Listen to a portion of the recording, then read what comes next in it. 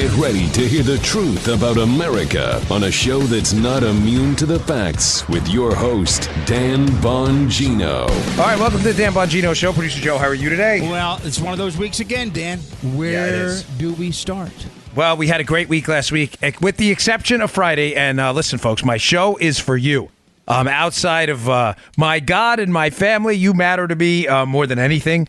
So I always appreciate you being here. And there were, because I'm always open with you, there's no fourth wall here, ever. That's why I leave my personal email out on my website for you to correspond with the show. You were very upset about Friday, and I totally understand. Let me just explain to you what happened. A lot of people, an unusual amount, we always get 2 or 3 people who would prefer we talked about some other thing or this topic, but the email's usually very nice. We almost never, thankfully, get complaints on the show, which makes me very happy.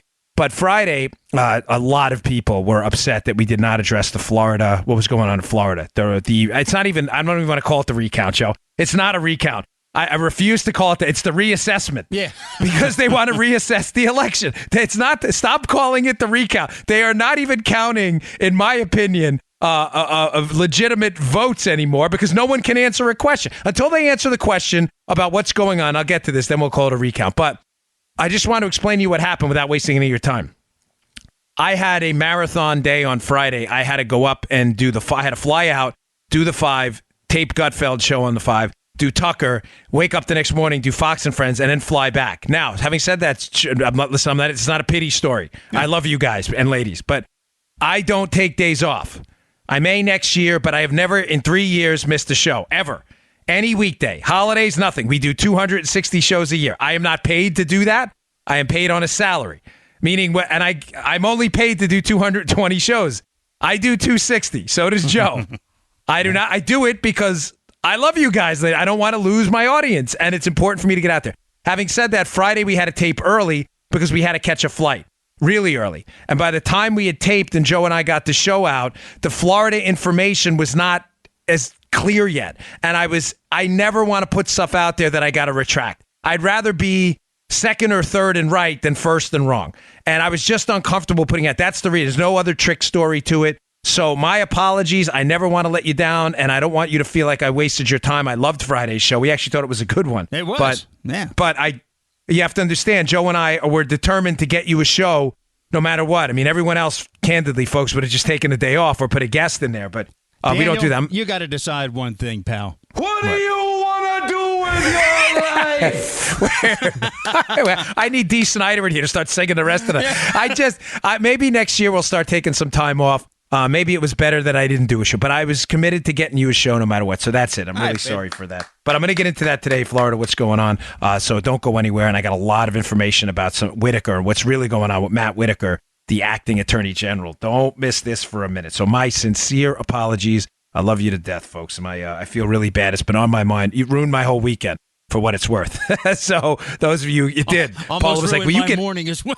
I know. Joe was upset too. I'm like, Paula's like, "Will you get over this already? It's one bad show. Relax." But I can't. All right. Today's show brought to you by WaxRx. You know how much I love my sponsors, which I do. I only use products I can use myself. Not only use, recommend, but love. WaxRx is amazing. I had a problem with earwax during my time in the Secret Service, wearing that earpiece, where I'd get the earwax plugging up my ears. Now, you're not supposed to stick those cotton swabs in there. That is really bad. You can pierce your eardrum. It's not for that. It's for cleaning your outer ear. So I had an issue with that. Now, WaxRx, folks, you will be, I don't even know how to say this, but you will be shocked at what comes out of your ears with WaxRx. It's that good of a product. All of a sudden, you're like, wow, I can hear again. So this is a customer review I saw from them I wanted to share with you. I used to have to go to the doctor twice a year to get rid of my stubborn, hardened earwax. With my rising cost of health care and double deductible, I'd have to spend $60 per visit. That's $120 a year to treat my ears. Now I can do it myself with WaxRx and a significant savings that also doesn't require me to miss a half a day of work. Thank you, WaxRx. Try it. You will love this stuff. It works so well. Right now, you can use WaxRx by going to typing in gowaxrx.com. That's gowaxrx.com. Use promo code Dan at checkout for free shipping. That's gowaxrx.com. Don't wait. You have no idea what you might be missing because of inner earwax. Who knows? It might just change your life. Gowaxrx.com. Promo code Dan for free shipping. Don't forget. Okay, folks, here's what's going on in Florida. I now have a pretty thorough grasp, I feel, of the situation. I've been doing a lot of homework on it over the weekend because I felt so bad about letting you down on Friday with it. Let's point out a couple things. First, let's get to the facts, okay? I live in Florida. I know the system well. I ran here for office. I have voted now 4 times in Florida. The problems in Florida are not Florida problems. I want to be crystal clear on this. They are Broward County, which is a Democrat county, and Broward and Palm Beach County. They're both Democrat counties. Broward's highly Democrat. Palm Beach County leans Democrat. It pretty much never countywide goes Republican. But Broward and Palm Beach County, of the 67 counties in Florida, the 2 big Democrat counties, 2 of the biggest, I should say, are the ones having problems. It is not a Florida problem. It is a Palm Beach, Broward problem. This has been a problem over and over and over again. The Brenda Snipes and the Palm Beach County Board of Elections down there, they have had issues, as you know, from the 2000 recount and others. They have had significant problems. Now, I want to give you the good news first because I don't want to bury the lead. Here's the good news. And folks, I've been down here. I got back on Saturday. I have been shaking the trees for everything on this. Here's what I'm getting on the ground so you can partially smile. But I'm going to leave you with the bad news last, unlike other times, because I want to keep you frosty. I don't want anybody, sleeping on this. Yeah. The good news is this.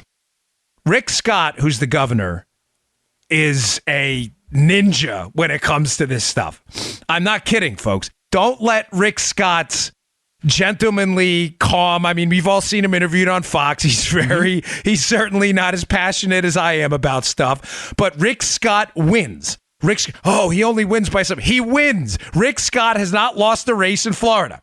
He's won for governor both times in upsets. He ran this time in an upset and won this race. This race, I'm telling you, is over, okay?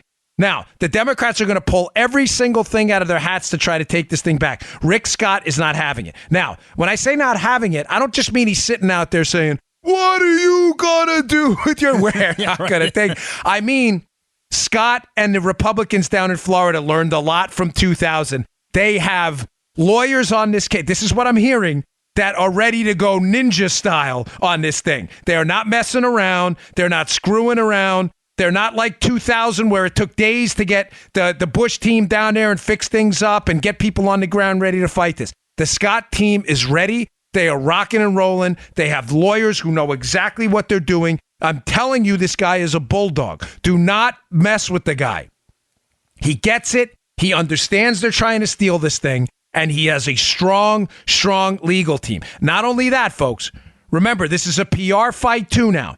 The Democrats' line going forward, which is absurd, by the way, and you may say absurd, is going to be every vote should count. Yeah. No, every vote shouldn't count. Joe, every legal vote should count. Bingo! Every vote should count. Hey, Joe, you know who my daughter is, right? She's 14. Yeah. Isabel. I should get Isabel, you want to vote in this election? Dad, I can't. I'm not 18. No, it doesn't matter. The Democrats said every vote should count. Yeah. No. Isabel's vote doesn't count. She can't vote. She's 14. Non-citizen votes can't count. Oh, why are you bringing that up, Dan? Oh, because if you read the court transcript on Luke Rosiak's Twitter feed, he did a great job. Luke Rosiak from the Daily Caller. There are attorneys for both Gillum, the gubernatorial candidate on the Dem side, and Nelson, the Senate candidate running against Scott, who actually made the case, ladies and gentlemen, in a court transcript. You can read it yourself, that a non-citizen votes should have been counted. You should read the transcript. Even the Board of Elections head in Palm Beach County, Butcher was like, no, we're going to disqualify this one. And the lawyers are like, we object. It was a non-citizen vote. That happened. Now, Mark Elias, who is the Democrat lawyer for this, the same lawyer who was paid by Perkins Coie and the Clinton team to hire Fusion GPS to gin up negative information on Trump. Crazy how this guy keeps appearing, right? Yep. He tried to clean this mess up. He said these were junior lawyers. So just to be clear, Joe, what we're talking about, because I don't want the audience, I want you to have all the facts here. So you're the audience ombudsman. Yes, sir. Lawyers claim that a non-citizen vote should count. That is absolutely against black and white. It's against the law. Cuckoo. Now, it was not Elias. Elias, who's running the recount operation for the Dems. Again, the same lawyer, the Perkins Coie guy who hired Fusion GPS for Hillary Clinton, the Trump team, who keeps reappearing in these suspect elections, by the way. I don't want to mean to imply that Trump's win was suspect. I mean suspect because of what the Hillary did, not because of what Trump did. Mark Elias said, well, these were just junior lawyers. They weren't authorized to do that. Folks, they did it. It's on the court transcript arguing that a non-citizen vote should count. It's there. So a couple of takeaways. I'm going to leave this in bullet points for you. Number one, Scott's team is ready for a battle, and they are not screwing around. I was going to say something else. Understood. You got it. Yep. Understood. Understood, Daddy-O. They are not screwing around. They are in this to win it. This is not like 2000 when it took a few days for us to shake off the cobwebs. They are ready to rock and roll. Number two, there are 67 counties, only 2 of them have problems. Number three, Democrat lawyers and a court transcript argued for a non-citizen to be able to vote. That happened. That is indisputable. Number four, Brenda Snipes. Jesse Waters on the 5 called her Sneaky Snipes on Friday when I was there. Brenda Snipes, who runs the Board of Elections in Broward County, where all these problems are starting to materialize in addition to Palm Beach. Brenda Snipes can't even tell you what the vote total is. Ladies and gentlemen, why is that the most critical piece of information here? Because ballots have to be in. Legal votes had to be counted by 7 p.m. on Tuesday. A lot of those early votes and the ones that were they had to be announced a half an hour after closing. The fact that they can't tell you the total is obvious. It says what? Ladies and gentlemen, they can add votes. Yo! Now, by add votes, let me be clear. I'm not suggesting a conspiracy to fill out new ballots. I'm not going to tell you what I can't prove. Listen, anything can happen. I'm going to tell you what I think is happening. I don't think they're filling out new ballots. Here's what the problem is, folks. By not counting or giving you a total vote number, in other words, a ceiling, this is how many votes we received, 100. They can get votes in the mail that weren't properly postmarked, weren't signed. They were just frankly invalid. They were non-citizens. Those votes, which would have been immediately discounted by now, if you can't give a ceiling on the number, can be added to the total later. Right. Folks, you have to vote by a certain time on Election Day with your vote by mail, which is significant in Florida. A lot of people vote by mail. I did. You have to vote by a certain day. Ladies and gentlemen, what I'm getting at by not giving a vote total is she's somehow suggesting that not only is early voting a big thing in Florida, Joe, but late voting is cool, too. Yes, it you is. Vote up to 2 months later. Yeah. Rick Scott's in office in the Senate. Joe Armacost moves down to Florida. He's filling out a ballot he got in the mail. Hey, we can still vote, right? Brenda Snipes said it's okay. This is the Democrats' line of attack. Every vote should count. No, every vote shouldn't count. Every legal vote should count. Your vote has to be in the mail, or you have to show up at the polls by 7 p.m. on Election Day. It's as simple as that. It's not hard. I was going to the polls to vote, and Nanette was with me, and she said, I really wish I could vote in Florida. And guess what? You can, Nanette. Yeah, now you can. It's late. Tell them that. Move on down. Move on. And you can apparently vote. Maybe up till next election. I don't know how long the polls are going to stay open. But you understand, obviously, Joe's kidding. He's not recommending it. It's a joke. But still, the humor in it is, every joke, right, that's funny, Joe, has an air of reality to it. You bet, yeah. If this is the case, am I making the connection right why the total vote count matters? Yeah. Once she gives a total vote count and it's certified, 100 votes, they can't add more. Of that 100 votes, she has to, if she needed 51 votes for the Democrats to win, she's got to find them in that 100 in that pool of 100 votes. That's you get the way it works. Yep, exactly. Uh-huh. But when she doesn't put it, this is the genius of not announcing, and I say genius in a nefarious way. But this is the genius of not announcing a total vote count. All of a sudden, here's a vote, there's a vote, here's a vote. Dude, it's like a Dr. Pepper song, right? We found a vote here, we found a vote there. Look, there were ballots in the closet. There were ballots in the car. There were ballots in the bathroom. Some guy goes in the bathroom. He needed a little Pepto. He's having a bad day. He goes, hey, look, there are ballots behind the bowl. There's ballots here. All of a sudden, it's like, how many ballots? There's 25 more. How many of them are Democrat? 15. Let's take those ballots. Yeah. This is the whole point of putting a hard cap on when you're supposed to vote, when you're supposed to vote, the timeline's up, and how many votes are outstanding. She doesn't want to do it. Now, You may say, okay, well, what's going on? How are we going to fix this, Dan? Okay, let me give you some more stuff I want to throw out there. And what this is, by the way, I'm going to tell you what this is really about. I haven't even gotten to that yet. This is not just about Scott and DeSantis. My opinion, those races are over. Scott's team is not going to take this lying down. I think DeSantis is ahead by a healthy enough margin that even calculating in if fraud were to occur, I think DeSantis is in a healthy enough lead. I'm not telling anybody not be anxious about it. Don't get me wrong. I'm just giving you an opinion. This is about something else, in my opinion, but I want to get to that in a second. I still got a couple more things on this. Couple more points here. Late Tuesday night, Scott's electoral win, which it was projected to be around 57,000 votes. That's election night. By Wednesday morning, wow, lead drops to 38,000. By Wednesday evening, it was about 30,000. By Thursday, it was about 21,000. By Thursday evening, it's about 15,000. Crazy how that happens. It's only the Republican whose vote count keeps going down, right? Yeah. Here's where it gets better, Joe. On election night, Broward County, where Brenda Snipes is in charge over there. On election night, she said, there are 634,000 votes cast. Notice how the total vote tally, she never sticks a hard ceiling on it. You may say she just did. Okay, she said 634 on election night.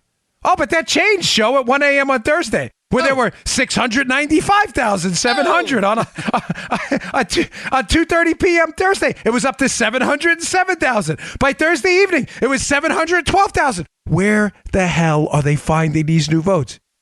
Oh, there's a truck in the back with votes. Where'd that come from? Again, I'm not suggesting people in the back of the truck filling out votes. But ladies and gentlemen, coming from the state of Maryland, where I was involved in an election with some suspicious activity in Frederick City, where people who claimed on their jury duty form they were not citizens somehow managed to vote.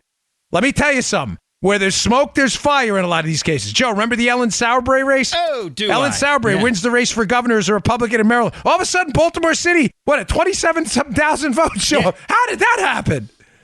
That's why you put a cap on it on election night. All votes shouldn't count. Legal votes should count. Bingo. Now, don't give Susan Booker a pass in Palm Beach County either. They're still finding votes as well. Palm Beach is a huge county down here. They haven't followed. Here's Florida law. It's just so you understand, too, because I didn't want to waste your time. And they did not have all this on Friday. So, again, forgive me. But here we go. Florida law requires that vote by mail and absentee ballots are accounted for within 30 minutes of polls closing. Palm Beach County failed to update the Department of State. They hadn't done it by Wednesday morning at 10:19 a.m. This is a total violation of the law. Snipes has a history of this. Destroying ballots in 2016, allegations of Brenda Snipes doing that. By the way, some of the people, folks, who are upset with Brenda Snipes are not just Republicans. There's a Democrat, Tim Canova, who ran against Debbie Wasserman Schultz. I think he's an independent now. But he's not a Republican. He's been leading the charge on this. We have that video. I can't verify it. I'm just saying it's out there of Canova with ballots being loaded into trucks. Now, to leave off this segment with action items, I'm going to, anybody can complain about it. You're getting a lot of that. Here's what has to happen, and here's what this is really about.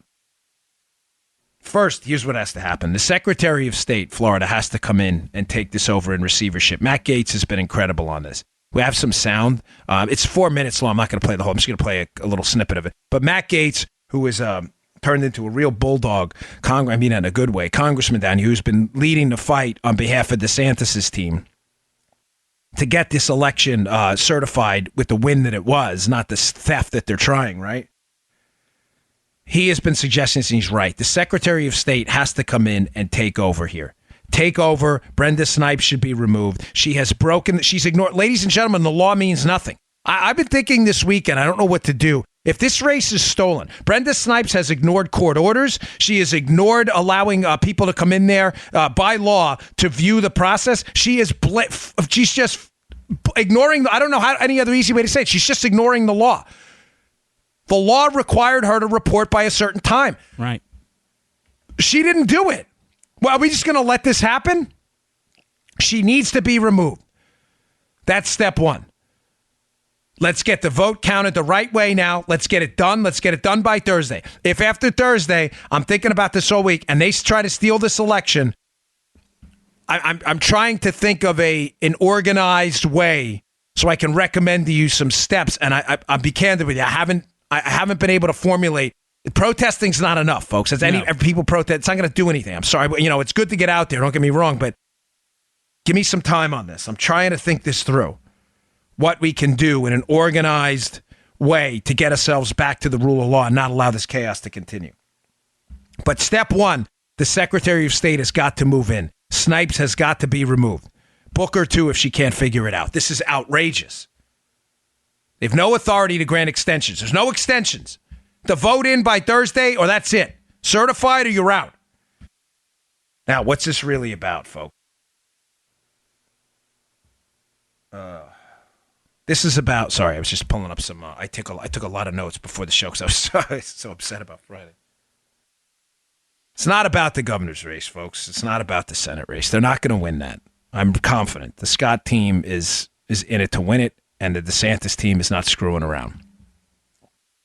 What I believe this is really about is about the agriculture, the Secretary of the Agriculture Commissioner race down here in Florida.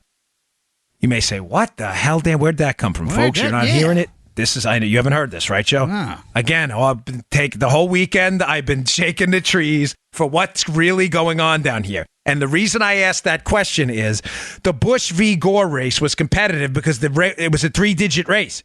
It was 800 votes. He wound up winning by 500 votes in the state of Florida, a state with 20-plus million people. This race, my opinion, they're not going to be able to fabricate enough votes. They'll try. Somehow get late ballots, whatever it is. I don't think they're going to do it. The Agriculture Commissioner race is important down here. Why? Because the Agriculture Commissioner does what? What is he responsible for? I'm not saying this wrong. The Ag Commissioner. Concealed carry weapons permits. It was a big deal down here in Florida. Who? Ladies and gentlemen, that race on election night, Matt Caldwell, who is the Republican running, who is a staunch defender of your Second Amendment rights for Agriculture Commissioner, he was up by 40,000 votes. Oh, all of a sudden, new Broward County ballots started appearing now. Caldwell's down by almost 5,000 votes. Gee, how did that happen? Huh. Crazy. Here's a ballot, there's a ballot, here's a ballot too. Ballots everywhere. Ballots there. Ballots here. Ballots over there. Ballots everywhere.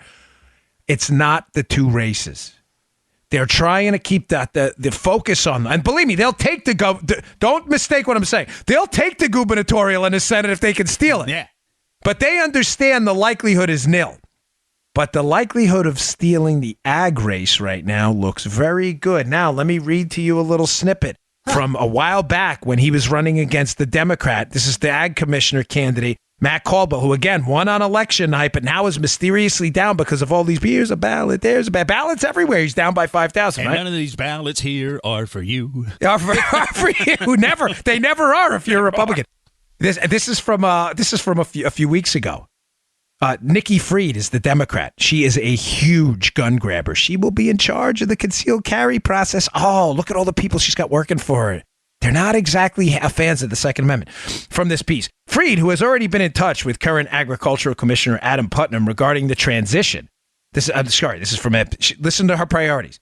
He was the Republican running against DeSantis. And he was the ag commissioner, said her first priorities align with her key campaign points. She will look at water quality, expanding medical marijuana, and conducting a thorough investigation of the background checks in the concealed weapons process. Wow. Now, when you go back and you look at her campaign stance, the NRA will not be in charge of it. The NRA is not in charge of anything. I don't know what they're talking about. The NRA, I work at NRA TV. It's not a mystery. I don't work for the NRA. I work for a production company that produces the show for it. I do not work for the NRA. I can't say that enough. I'm a member. I'm a lifetime member. I perfectly align with the Second Amendment values. I'm just saying to you, I don't work for the NRA. I never have. I work for NRA TV. It's a production company that produces stuff for them. Nikki Fried ran against Second Amendment values big time. Ladies and gentlemen, they are hoping that the attention stays on the gubernatorial and the Senate race, and this theft of the Agriculture Commissioner race flies right under the radar. Listen to me. I'm telling you, you heard it here first. This is what this thing is really about. Do not lose sight of that race either. Because if they figure out they can do this in Florida, they can do it anywhere. Just keep demanding recounts, late votes. A vote turns up here, vote turns up there. Just keep demanding recounts until eventually you get the counts you want. In the ag race, they're hoping everybody forgets about it. So this is not just an effort to steal an election. It's also a shiny ball moment. Keep your eye on the shiny ball. Yeah. Look, squirrel. And then all of a sudden, the ag race. Joe, have you ever listen? You're intimately involved in this. I've been communicating with you all weekend. Have you heard of Matt Caldwell and Nikki Fried? No, no one has. They're the two candidates. Nobody's, and that's because, but Nelson and DeSantis. Of course you do. And everybody knows about the 2000 recount. Folks, that's what this is really about. Make no mistake. They are managing to flip that race, and all the attention's on the other two. Thankfully, Matt Caldwell's not taking this lying down. He's hired George Lemieux, very prominent former politician here in Florida, and I hope but Nikki Fried's already declared that she won, the Democrat. All right, that's what that's about. Joe, do me a favor. Matt Gaetz has been a bulldog on this. I want to play a quick clip of him. Yeah. I think it's on CNN, and Gaetz has been just a fireball on this whole issue. Play that cut. It is hard to get the proof of fraud when the very proof itself is being hidden by the Broward County Supervisor of Elections. It was an election where 8 million Floridians voted. 65 of the 67 counties did everything right and had their returns posted according to law. Only in deep blue Broward and Palm Beach counties, familiar to all of us who follow elections, was there yet another persistent challenge. So here's what we're looking for. We just want to know how many votes were cast, how many of them have been counted, 100%. And how many are outstanding. All reasonable. I don't think that it's unreasonable to ask those things. So reasonable, but hold on a second. Yeah, but there's Let's talk about what isn't. Let's talk about what isn't, though. You are right. You should have transparency on all levels, more than we've ever had before. Agreed. But you said something else that I can't agree with because it doesn't meet the test of logic. We can't get the proof of the fraud because they won't let us see the votes. That's not how an allegation works, and you know that. If you have proof of fraud, it actually is how allegations work. No. You have to know something. I just want to see the data. I want to see the data. And look, but when litigants, as you know as a lawyer, when litigants... Oh, sorry. Keep going. Hide evidence or potentially destroy evidence, there are adverse inferences drawn against those litigants. Joe literally just told me before the show not to stick my finger up until I wanted to. And what did I do? I stick my finger up. It's like a habit. I can't. It's got to be because. But that's Joe. That little snippet was not on Joe. That's on me. That end part is critical. I'm actually glad you stopped it where you did. That end part Gaetz said is critical. Gaetz is no dope. He's a congressman up from the Panhandle of Florida. Chris Cuomo is saying now, this is the Democrats' new line. They cannot argue the fact that Brenda Snipes and others are hiding the data. Because they are, because nobody's seen it. It's like, we're playing hide and seek with your daughter. Where's your daughter? Is she hiding? No, she's not hiding. Then where is she? I don't know. Well, either she's hiding or you lost her because you don't know where she is. Either the data's there or it's not. So Chris Cuomo understands he has no argument on that front. So what does he do? Because he's a Democrat activist pretending to be a CNN anchor, what does he do? He has to resort to, well, do you have proof of fraud? And Gaetz says, listen, they're hiding the data. That is alone proof of, at a minimum, malfeasance, which indicates that they could be committing some kind of an election fraud on us. And Cuomo doesn't know how to respond. All he responds back is, well, do you have proof? And Gaetz makes a great point. That's why I wrapped it up with that. That when you're a litigant, when you're in a criminal trial, and one of the sides refuses to turn over against a court order key evidence, ladies and gentlemen, of course that's going to be used as evidence that there's something wrong. Do you get that? You understand? I'm trying Joe for a bank robbery as a local prosecutor, and Joe's attorney refuses to turn over Joe's DNA, despite the court order. There was DNA found at the scene. Do you think the attorney's not going to use that as evidence in trial, that Joe is hiding his DNA for a reason? Gaetz is right. Cuomo's wrong. Now, this drives me. Marie Harf on Fox does this all the time. She doesn't understand what evidence is. What Cuomo is saying is, do you have proof? And the answer is no. Nobody has proof of fraud yet. There is proof of malfeasance, but there's not proof of fraud.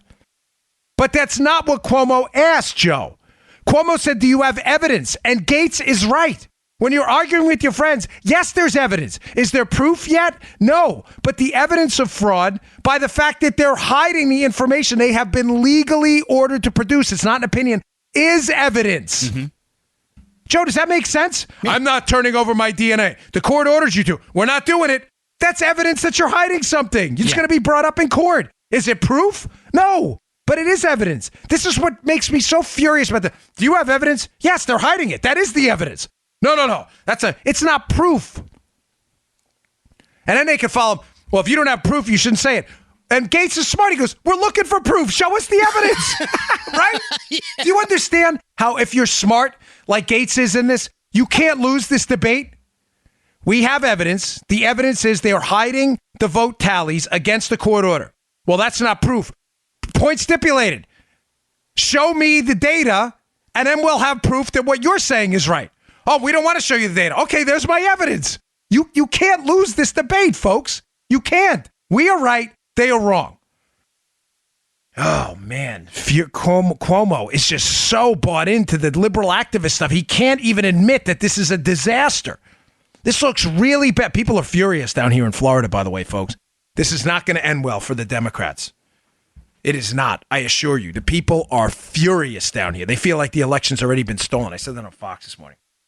All right. I got a ton of stuff to get to. So I hope we cleared up Florida for you. And again, I sincerely apologize for not getting you guys matter to me a lot. So I hope that covers it for you. iTarget. The iTarget Pro system is the single best system out there for improving your marksmanship skills. As we know, if you choose to own a firearm, two things matter more than anything. Number one, safety. If you're not safe with it, you'll hurt yourself first, and it's pretty useless. Matter of fact, it's dangerous. But second, proficiency. We all get the safety part. That's important. But this is what's great about iTarget. It allows you to improve your proficiency with a firearm safely. Now, a lot of us, when we were in law enforcement schools and the military, you practice it with your firearm and you dry fire, meaning you pull the trigger on a safely unloaded weapon. You check it twice, you unload it, you check it 3 times, you look away, and then you'd point in a safe direction downrange and you would pull the trigger on a safely unloaded weapon. Well, why would you do that? It allows you to master your grip, your sight alignment, your sight picture, the little nuances, your trigger pull, slow and deliberate to the rear, take out that slack in some Glocks out there. And you could do it on on a safely unloaded weapon. There's no recoil at all. The problem is you have no idea where the rounds would have gone because it's unloaded. iTarget solves that problem. It'll send you a laser round for the firearm you have now. You have a 9mm, it'll send you a laser round. You don't have to make any manipulations to the firearm you have now. Whatever you've got, 38 Special, 40 S&W, whatever it is, they will send you the laser round. You insert it into your safely unloaded weapon. It comes with a target. And it'll emit a laser onto the target. When you pull that the trigger on the safely unloaded weapon, it'll emit that laser round, and you can see where the rounds would have gone, and it records them. You will see at the end of a week, even a few days, your marksmanship is going to go through the roof. You had groups that look like a basketball, they'll look like a golf ball at the end. You will love it. Check it out. It's available at itargetpro.com. That's itargetpro.com. That's the letter I, targetpro.com. Use promo code Dan, and you'll get a staggering 10% off.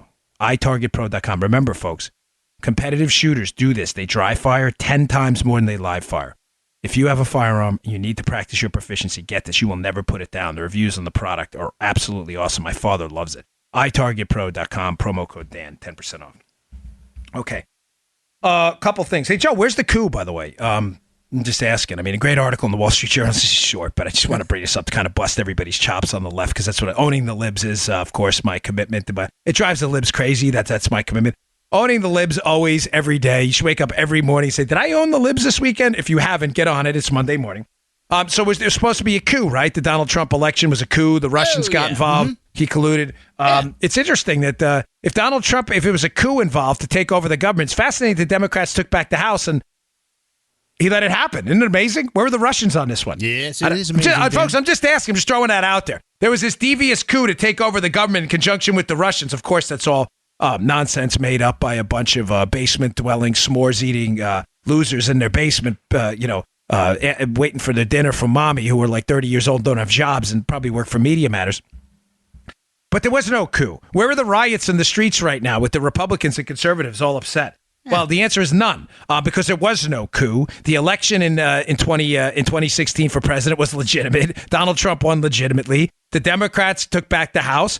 We didn't like the result, but it was a fair election, and it's simple as that. Well, at least up until Florida and Arizona. I haven't even gotten to Arizona, folks.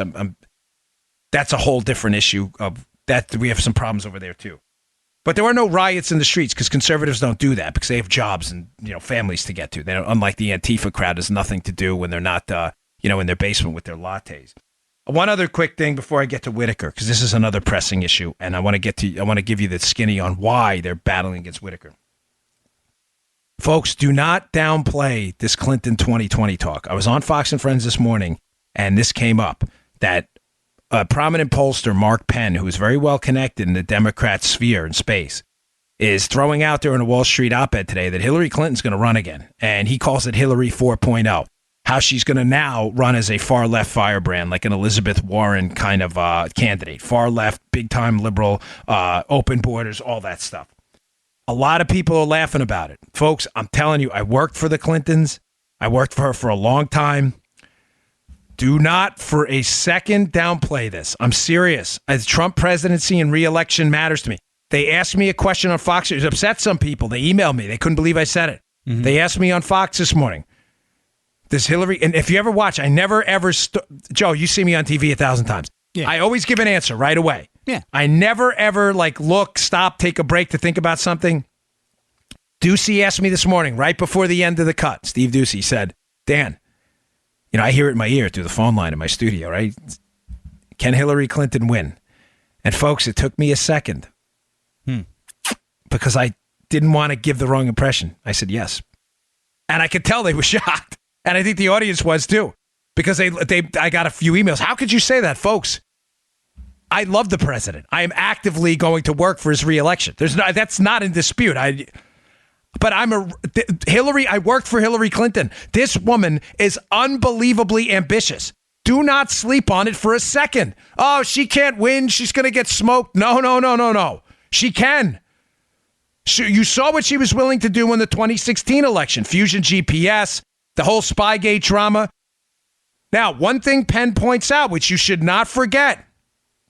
You say, oh, she'll never get through the primary. Yeah, I don't think, let me be clear on this. I don't think she will win. I think she can. You know what I'm saying, Joe? There's a difference. Yeah. Mm-hmm. I think Trump will win. I think we're doing pretty well, especially if the economy keeps motoring. But Hillary can win. And here's why. Mark Penn is right. This guy's a Democrat, folks. He said Hillary Clinton's machine has not dissipated at all. Now, her political capital has been crushed a little bit, but the machine is still strong enough, and the people running against her, ladies and gentlemen, are total amateurs. They're amateurs. You got Sporadicus up there and Cory Booker. You got Pocahontas, Elizabeth Warren, claiming she's 1 millionth Native American. You got Amy Klobuchar, who nobody knows. Seems like a nice enough lady, but nobody knows her. You got Bernie Sanders, who the vote's going to be split amongst him and liberal Elizabeth Warren, amongst the liberal intelligentsia. Folks, they're amateurs. Who's going to run? Ocasio-Cortez? Mark Penn makes a great point. Hillary Clinton is very comfortable wiping the slate of amateurs. Keep in mind now, folks, a lot of these races are plurality races in primaries. They're not majorities in a lot of these primaries. Meaning what? Meaning Hillary's she can win with 25% if there are 20 candidates in there. Right. Kamala Harris, who, again, during the Kavanaugh hearings, they showed a complete out-of-touch insensitivity to how bad this was going for them. They thought they were winning. Kavanaugh, frankly, got people elected in the Senate. The Democrats didn't see it coming. It's because they're amateurs. Hillary will clean the deck with them. Now, there's always a chance she'll implode, but I'm just saying, don't go to sleep on this one. Please. Joe, if you remember correctly, in 2016, the same thing happened with Trump. The Democrats, right? Trump, he's an idiot. He's not going to win. Look who wins. Projected winner, Donald Trump. Don't do it. Don't make the mistake. You're not going to get that on this show. Anybody can come out and Hillary's an idiot. It's so stupid. 2020 joke. It's not a joke. Right. Folks, this is serious. She has a machine of people who are her favors going back decades. They are not screwing around. The Clintons do not mess around. They have shown themselves very formidable. Remember when Bill Clinton and he had the Arkansas governor, he lost and he comes back? What did Bill Clinton, what did they call him? The comeback kid. Mm-hmm. That was his name. I'm not kissing the guy's butt. I can't stand their politics. They're dirty. I wrote a whole book against them, the Spygate book. I'm just saying, I don't want us to making the same mistake. All right, enough on that. Moving on. Hey, there's a really good article the Conservative Treehouse guys put together. It's a fascinating theory. I had considered not in this light, though. It put a new angle on it. Matt Whitaker, who is the appointed attorney general, the acting attorney general right now. By the way, it is a constitutional appointment. Let me just read something to you because your liberal friends don't know what they're talking about. There's a Federal Vacancies Reform Act put out in 1998. And this is from Ken Klukowski's piece in Breitbart. This is all up in the show notes today. It provides several routes for someone to fulfill the duties of important positions while the nomination and confirmation process for a new attorney general plays out. It's 5 U.S.C. 3345. Portion A2, Joe, allows the president to name a person who has served in that department for at least 90 days at a pay level of GS 15 or higher, essentially a top-level career civil servant or non-Senate political appointee to serve as the acting officer. The appointment's fine legally. This is all bluster. Now, right. So he has served for 90 days, Whitaker, and he has served at a level of GS 15 or higher. So he can serve for a certain amount of days while the confirmation process goes through. The rest of the stuff they're telling you about it's an illegal appointment is just bluster and nonsense, okay? Now you have to ask yourself, the reason I bring that up, Joe, because the left, as I've always said on the show, doesn't do anything by accident. Nothing happens by accident. Why are they making such a stink against Whitaker? Well, the Conservative Treehouse guys call him the cleaner. And they have a little thing, he's bald, so the Mr. Clean thing next to him. They call him the cleaner, and they bring up an interesting point. Yeah. Why would the left object so strongly to Whitaker? Well, we already know Whitaker, they're bothered by the fact that Whitaker is asking questions about the Mueller probe. By the way, which they're perfectly entitled to do. This is not in any way disqualifying. Only in the minds of Looney Tune liberals is it disqualifying. And people in the Justice Department outside of recusals are perfectly entitled to ask inferior officers, in this case Bob Mueller, what the hell they're doing with the special counsel probe. There's nothing. You don't like that? Vote them all out in the next election, and then you can pick new people in the DOJ. That's how executive power works for liberals who are unfamiliar with the Constitution. But why all of this rage against Whitaker? Well, now it's starting to make sense a little bit, and they have an interesting theory. There has been a series of investigative breadcrumbs left behind. Sorry, I couldn't find anything called investigator breadcrumbs left behind. Siri thought I was talking to her. That's hysterical. There have been a series. Siri, stop getting involved in my show. Of investigative breadcrumbs left behind that the Treehouse guys believe Whitaker may have had something to do with it. And I've spoken about this before in a different context. I'm not trying to take credit for this story. But it's weird how this information appeared. Here we go. Let me leave for you three things. The release of the Mark Warner, who was the vice chair of the Senate Intel Committee, the release of the text between him and Waldman. I'll tie this together in a second. Just keep these three data points in mind. These pieces of information were released with very little explanation and no background, and there's been people that had a tough time tying together why. No one was seemingly prodding for them. They just appeared, Joe. In other words, like someone was leaving a trail for us to find. So Mark Warner, the Democrat on the Intel Committee, he texts Adam Waldman. The texts were released, and there's a key piece of information there. I'll get to that in a second. Piece number 2. The Wolf charging documents. The guy on the Senate Intel Committee, the staffer that is charged with lying to federal investigators about leaks. Pieces of information were leaked there. That was around the indictment time, so that's easily explainable, and they get to that in the piece. But this other one makes no sense either. In July, the FISA application in redacted form was released. And it happened on a Friday night show. Remember? I was like, oh, do we do a special about this? Uh-huh. So you have the FISA. Let's go over the dates here. In March, you have the Mark Warner, Democrat senator on the Intel Committee, text released. In June, you have the charging documents for Wolf and his arrest, and that stuff comes out. In July, you have the FISA warrant. Now let me tie it together for you.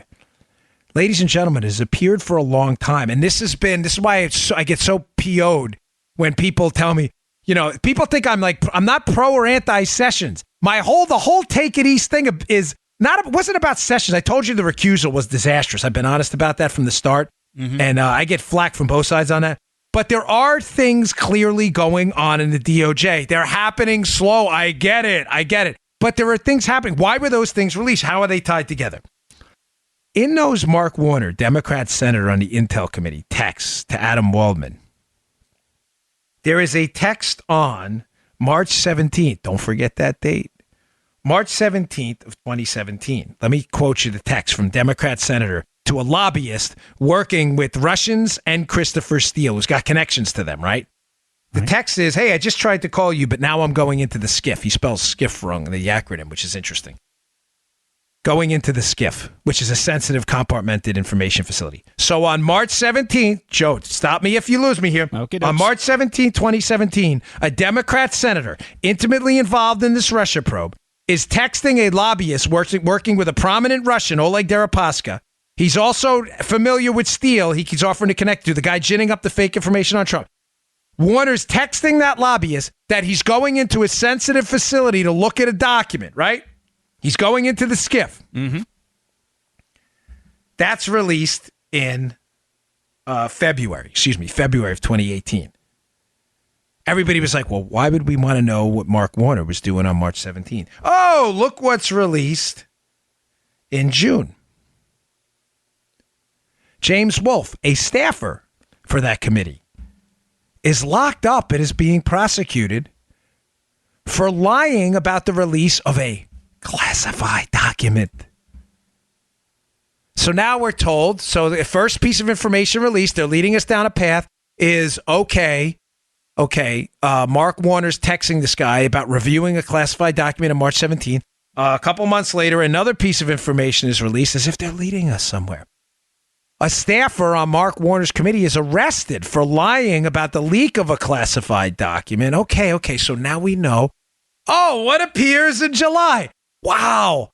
The FISA application in its redacted form where every date, Joe, is blacked out except for one. A stamp on the end of the document when it was printed out to be taken over, apparently, to the Senate Intel Committee. What's the date handwritten next to that stamp? Oh, March 17th, 2017. Ladies and gentlemen, these things appeared outside of the Wolf charging documents. And again, hat tip to them for putting this together. I saw this a little differently, but it's a fascinating theory that somebody's leading us down a golden brick road. You have this tidbit about Mark Warner and his texts, and they were suspicious but confusing. Where's Mark Warner going on March 17th? We didn't have it in February. Then in June, a Senate staffer on Mark Warner's committee was locked up and is being interviewed and prosecuted for leaking sensitive documents. Oh, just a few months later, a sensitive document is released with the date, March 17th, the same date that Warner is texting Adam Waldman, hey, I'm going into the SCIF to review a document. Folks, somebody's bringing us somewhere. Again, I'm not getting into this like there are a million indictments out there. I'm just telling you things are happening. They're happening slow, but things are happening. Wheels are turning. They're not turning fast enough. I'm a little worried about what's going on with Huber, to be candid. Hey, Mom! The meatloaf! Where is the meatloaf, Mom? We're all asking. That's right. But I'm here to give you the truth. Somebody was leading us down this path, and ladies and gentlemen, it probably was not Sessions. Let's go full circle now. The Democrats are fired up about Whitaker's appointment. Why? Why would Trump take on the political hammer from the left for an appointment when he just could have put Rosenstein in charge? And the left would have loved it. Folks, it's a legal appointment. May I suggest to you that the Treehouse guys may be onto something? That Whitaker, as the former chief of staff, may have had some role in this perfectly legitimate and credible investigation into massive leaks of information from the Senate Intel Committee into the public. It's a fascinating theory. That is why the left is going wild. Now, it explains a lot. It also explains Trump never. Oh, folks, don't sleep on Trump either. Mm-hmm. I'm serious. Sometimes Trump will get a little hyperbolic. It's a Queens thing. But when he says stuff off the cuff sometimes, you have to have the Trump translator. There's something behind it. It's not just random. Did you notice, Joe, anytime Trump is questioned about Whitaker, he even put this out on one of his tweets. This is important. Mm-hmm. He's always sure to personally distance himself from Whitaker. Did you hear what he said on the South grounds? You see what he said, right? They asked him about Whitaker. He says, I don't know him. I don't know him. Yes. He said he's got a good reputation, but I don't know him. And then again, which was why? Trump's not dumb. I'm telling you, don't downplay this guy. He's not stupid. He said that for a reason. And then he follows it up in a tweet where he says, no social contact. That's in his tweet. In other words, I have not socially been a friend. I don't know this guy. What I'm suggesting to you folks is that Whitaker may be involved in a very legitimate, very serious investigation ongoing since, last November between Dan Coates and the Department of Justice, the Director of National Intelligence, Dan Coates, and the Department of Justice to weed out a bunch of leakers who have been working within the government to destroy the reputation of Donald Trump and everyone else. Whitaker may have had a role in leaving those investigative breadcrumbs. Here's the Warner text. Oh, here's the Wolf thing. Oh, here's the date. Bingo. It makes total sense now. It makes sense that Trump would distance himself personally because, and I agree with this, Trump likely has not been briefed on this. You may say, how the hell's that, Dan? How is Donald Trump, the President of the United States, not briefed on this significant investigation? Wait. Because of the significant overlap between this and the nonsensical collusion narrative, it's likely that people in justice are probably trying to keep Trump at arm's distance so he has but actual deniability. I had nothing to do, which he didn't. You get what I'm saying? They probably didn't. That's why this constant effort to say, I don't know Whitaker. I've had no social contact. In other words, he hasn't briefed me on any of this stuff. He's been doing it on his own as a portion of a legitimate leak investigation into the government. Joe, does this make sense? Because this is critical. Yeah, this because makes sense. Folks, like I said, I wake up every morning and I'm like obsessed with why are liberals doing what they're doing? Why are they doing what they're doing? There's always a reason. Liberals aren't stupid. Don't ever think that. That's why I try to dissuade people from joking about the Hillary thing. Yeah, I just don't. It's not funny. These people are for real. If Hillary's thinking about running, she's doing it because she has evidence she could win. If liberals are going after Whitaker with fangs like they're doing now, it's unconstitutional. Whitaker, get him, recuse him. It's for a reason. The reason is he is probably knee-deep in this leak investigation, which is going to expose Democrats, senators, and others as having been involved in potentially felony leaks to disparage the Trump team. Does it make sense now?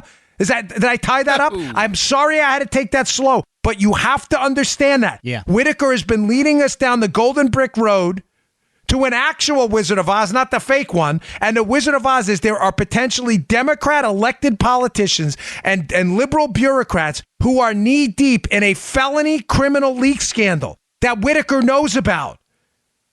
That's why they're losing their minds.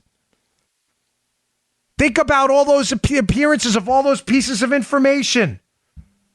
They appear seemingly randomly.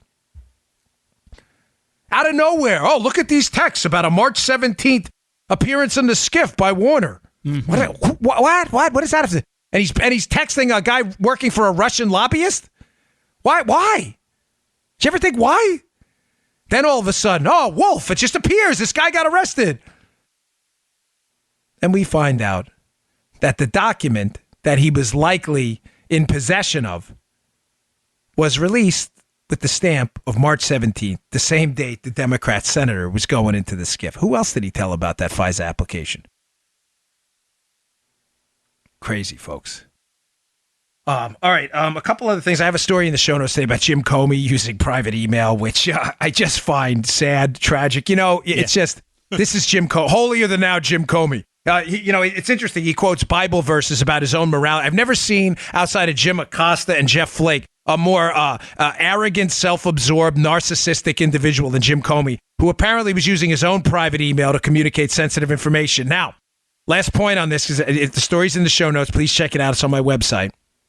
And please subscribe to my email list. We'll email you all these great stories, including the one I told you about Ken Klukowski and the constitutionality of the Whitaker appointment. Joe, do you remember months ago? I don't want you to think you're wasting your time here. I had said to you that a source, and a good one, had told me that this was going to happen. I'm not taking a victory lap. I'm just telling you. Remember that show where I told you senior FBI officials were going to be involved in their own private email scandal? I'm sorry, folks. I don't have the episode. I don't go back and listen to go, hey, look at me say this. I'm telling you it happened. I remember the conversation. Comey's not the only one. You heard it here first. This private email thing is going to get worse. Hi, Andy. The hell was that? That was Gomer saying, hey, Andy. It's going to get worse. That's what it was like up there at the upper levels of the Bureau. It was. It was embarrassing. It's not going to end here. I can't say more now. Just trust me on this. Read the Comey story, okay? Today's show also brought to you by our buddies at Brickhouse Nutrition. They're one of my original sponsors. You know I love Brickhouse.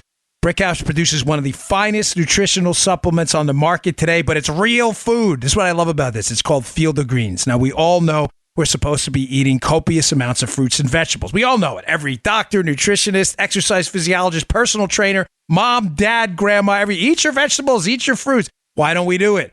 Because they're hard to prepare. It's a pain. They go bad if you don't eat them in time. You got to go shopping. I get it. Field of Greens, though, is real food.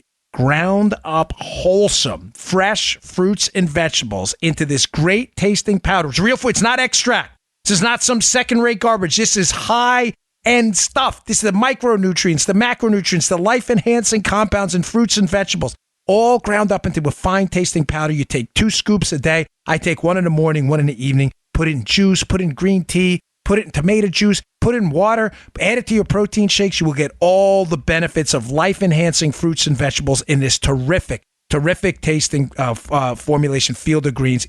I love it. I give it to my kids, my wife. We all take it. My mother-in-law tells me it makes me look younger. I don't know. I'm just telling you, it makes me feel better when I take it. I'd be lost without it.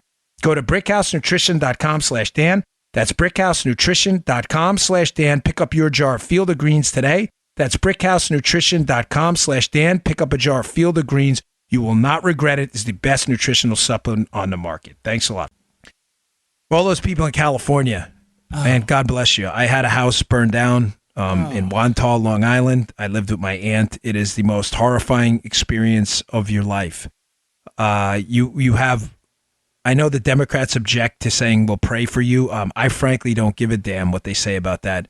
I will be praying for you because the power of prayer matters. It's not going to fix or rebuild your house, but hopefully you can have the strength. My house burned down. Actually, I live with my aunt. But everything I had burned with it.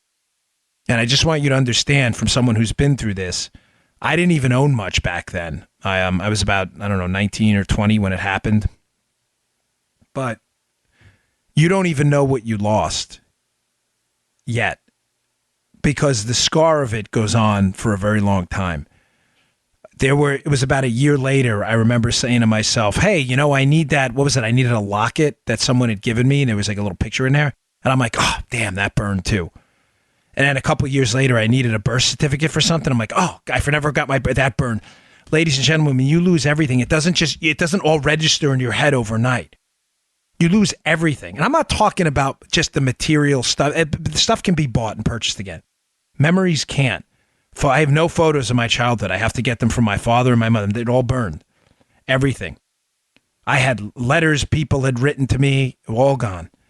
And you know what? When you want to go back and read and relive those moments and those Polaroids, they were all gone. Every one of them.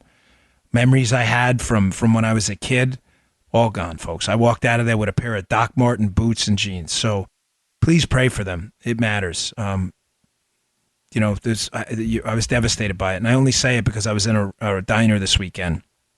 I go to this diner in Palm City a lot, and I enjoy it. And it's a great place. I take my family there. And I was going to wash my hands. I'd had an egg sandwich. It got a, yolk all over my hands. And I walked out, and there was this 90-year-old couple getting ready to eat their food. And they were looking. It was a 2-seater table where they're looking at each other. And they had their hands clutched on both sides of the table, and they were praying. And I have to tell you, before their meal, I was so deeply moved by it. There's This is such a wonderful, amazing country. And if we could all collectively say a prayer for the people in California. They've lost everything. And I have someone who's been through it. You don't even, it's just horrible. It is a scar that keeps on opening. You don't even know what you lost until one day you go, where are my kids' baby shoes? Gone too. So God bless you all. You will be in my prayers. That matters. So thanks for listening, folks. I appreciate it. And I do apologize for Friday. Maybe sometimes I should just take a day off. I just wanted to get you a good product. You mean the world to me. You always have. And reading negative emails hurts. I don't have a thick skin. I'd be lying if I said otherwise. That's not what I do. I'll see you all tomorrow. Thanks again, folks. Take care. You just heard The Dan Bongino Show. Get more of Dan online anytime at conservativereview.com. You can also get Dan's podcasts on iTunes or SoundCloud. And follow Dan on Twitter 24/7 at DBongino.